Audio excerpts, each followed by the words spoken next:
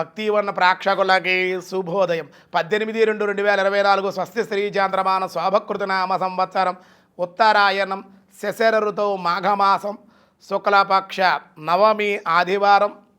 నవమి మధ్యాహ్నం 12:24 వరకు, రోహిణి నక్షత్రం మధ్యాహ్నం 1:25 వరకు, వర్జం ఉదయం 7:05 వరకు, రాత్రి 7:04 నుండి 8:41 వరకు, దుర్ముహూర్తాలు సాయంత్రం 4:26 నుండి 5:12 వరకు, సూర్యోదయం 6:29, సూర్యాస్తమయం 5:58, అమృత గడియలు ఉదయం 10:14 11:49 వరకు, రాహుకాలం సాయంత్రం 4:30 నుండి 6 గంటల వరకు, రాహుకాలం శుభ సమయం లేదు ఈరోజు. వైద్యుతి యోగం సాయంత్రం 4:32, కౌలవ మధ్యాహ్నం 12:24, తైతుల రాత్రి 12:12. ఈరోజు నందినీదేవిని పూజ చేస్తూ ఉంటారు. నవమి ఆదివారం కాబట్టి సాధారణమైన వ్యవహారాలుగా అనుకూలం. మాఘమాసంలో ఆదివారం కూడా ఈరోజు ప్రతి ఆదివారం కూడా విశేషం. ప్రతి ఆదివారం చాలా గొప్పదన్నమాట. ప్రతి ఆదివారం కూడా పాలు పొంగించుకోవచ్చు, పొంగలు ఉండొచ్చు. రథసప్తమి నుండి కూడా ప్రతి ఆదివారం స్వామి ఆ పాయసాన్ని వండి క్షీరాన్నాన్ని నివేదన చేసి తింటే ఆరోగ్యం కలుగుతుంది, గ్రహదోషాలు తొలగుతాయి, చాలా మంచిదని చెప్పారు. దినారంభ చక్రాన్ని బట్టి మేష, వృషభ, మిథున, కర్కాటక రాశి వారికి అంత అనుకూలంగా లేదు. అలాగే సింహ, కన్య, తుల, వృశ్చిక రాశి వారికి మిశ్రమంగా ఉంది.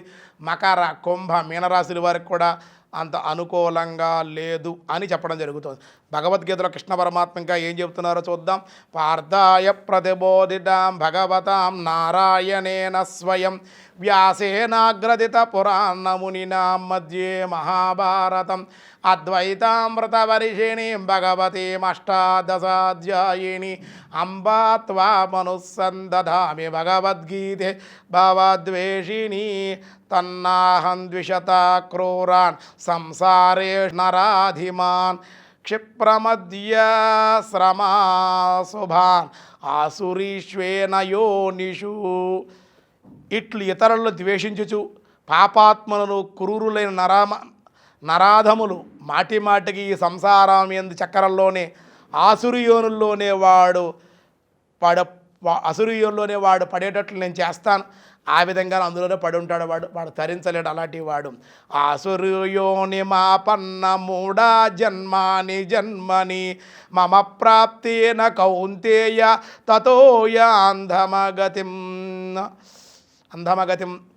ఓ అర్జున, ఈ ఆసురి ప్రకృతి గుణాలు కలిగినటువంటి మూఢులు నన్ను పొందకయే ప్రతి జన్మయందు కూడా అసురయోనుల్లోనే పొందుచు చివరకు అంతకంటే హీనమైన గతికి ఇంకా కిందకి పడిపోతూ ఉంటారు వాళ్ళు.